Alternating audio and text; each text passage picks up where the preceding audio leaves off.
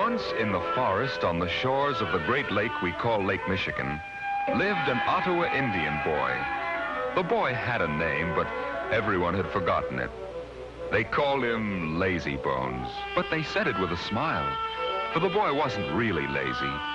It was just that he was always watching, always wandering by himself. Sometimes he would watch the women pounding corn into meal. Sometimes the boy watched the men before a hunt making arrowheads out of flint.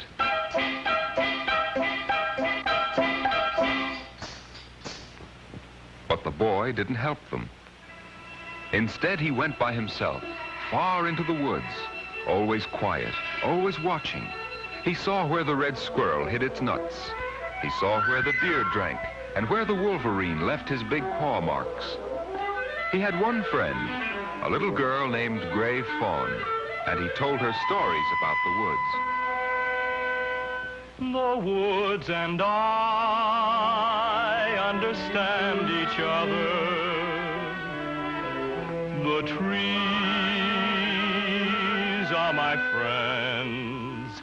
The birds and bees are my friends, and the animals come at my... One morning, Gray Fawn went to gather berries, and by late afternoon she had not yet returned. The men of the tribe found her moccasins near the lake, but they didn't find Gray Fawn. The chief, her father, cried angrily, "She must have been captured by the Saginaws." The men painted their faces and prepared for war.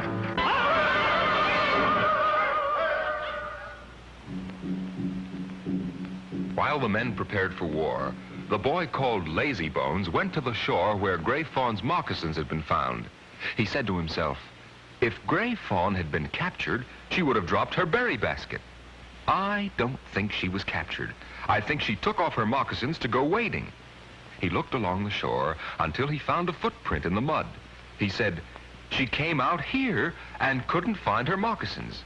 He sang, my woodland friends, tell me where is Gray Fawn? Which way did she go? Oh, tell me, please, that you know and your signs I will follow to her. Oh,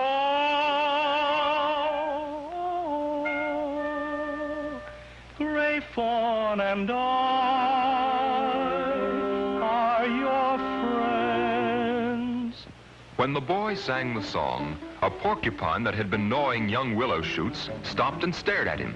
The boy said, I think Gray Fawn went this way to gather willow splints for a basket.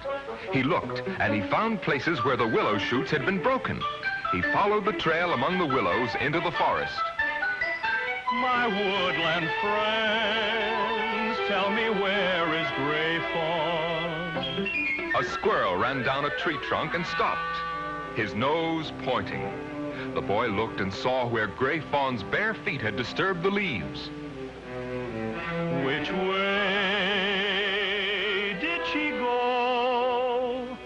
A rabbit jumped out of some bushes, and the boy looked and saw where Gray Fawn had pushed through.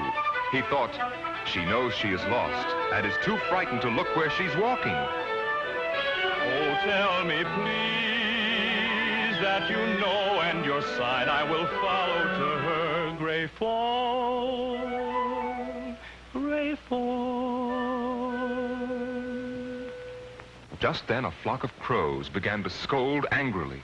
The boy went to the noise, for he knew that crows will scold when they're disturbed by someone who has no weapons. There, under a tree, he found Gray Fawn. The boy took Gray Fawn by the hand, and they set out for home. See, there! And when the men saw the children, they laughed with relief and joy.